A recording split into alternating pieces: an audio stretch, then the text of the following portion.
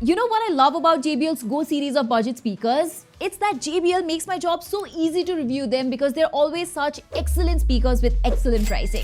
Seriously, I reviewed the JBL Go 2 back in 2018, the Go 3 in 2021, and then the Go 4 in 2024, and my conclusion was basically the same for all of them.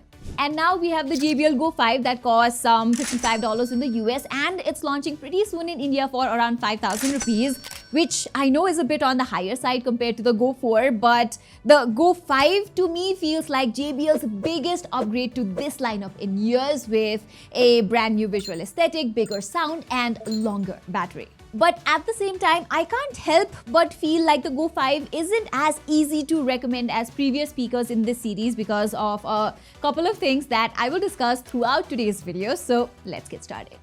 Okay, so as you can see, the Go 5 has gotten a little bulkier after all this time. This again is still a very much compact speaker, but it's noticeably larger than the Go 4. It's like 20% heavier too. Then again, like I said before, the JBL Go 5 isn't any less portable than its predecessors. I could throw it in my backpack without ever worrying about how much weight it adds. I also love that JBL has improved its water resistance with a proper IP68 rating now compared to an IP67 rating on the Go 4. However, the biggest design upgrade on this speaker by far are these tiny little light strips on the front. JBL calls it ambient lighting, and besides adding a bit more funk to its looks, I love how it solves one problem I've always had with JBL's Go speakers. Because now I can quickly know how much battery my Go 5 has or what volume I'm playing it at with one glance versus how I had to check my phone for this before.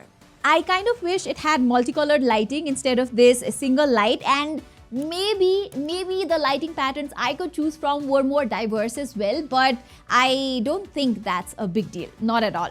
I also found the Go 5 to be steadier when placing it on a flat surface thanks to the redesigned bottom grip. So all in all, I absolutely love JBL's redesign this year. And of course, I can choose from so many color options for this thing, which continues to be one of my favorite things about it. And oh, I almost forgot, the JBL Go 5 has something called Air Touch connectivity as well.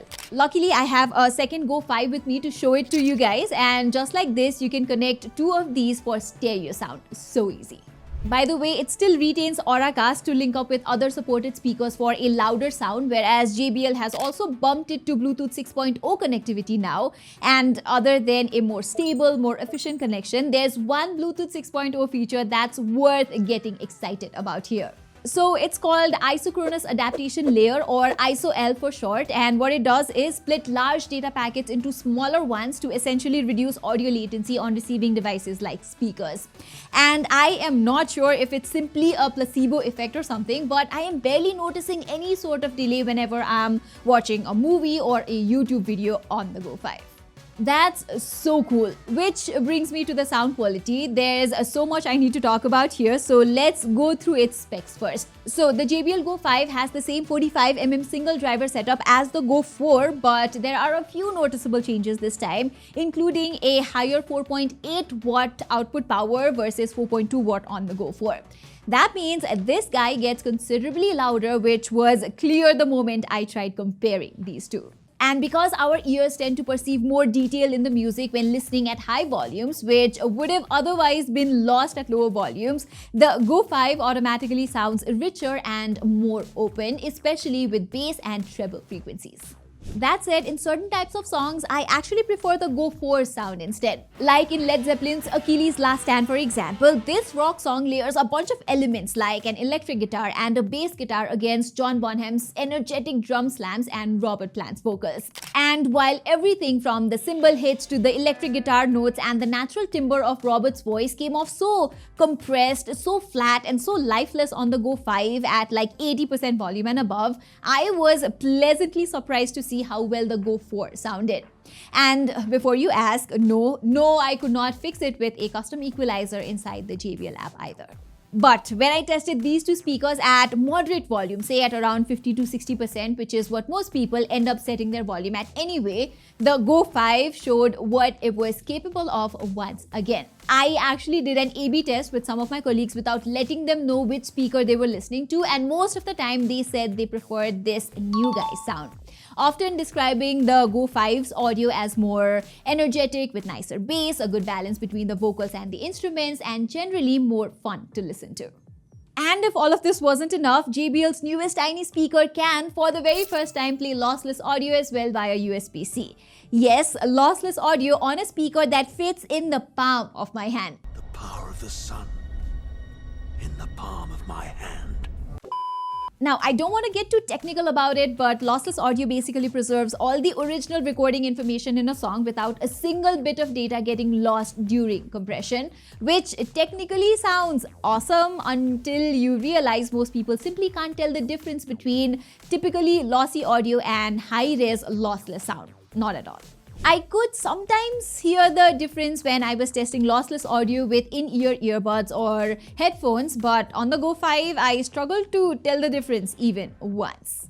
Finally, the battery life has also gone up slightly this time, from 7 hours on the Go 4 to 8 hours with an additional 2 hours of listening time if I enable Playtime Boost.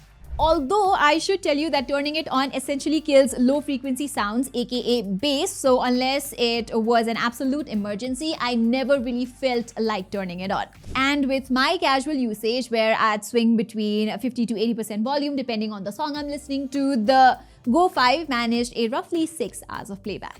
I also kept these lights on all the time, by the way, which clearly had some influence on the battery life, but charging this thing still takes nearly 3 hours since the JBL Go 5 still only supports 5 watt of power input.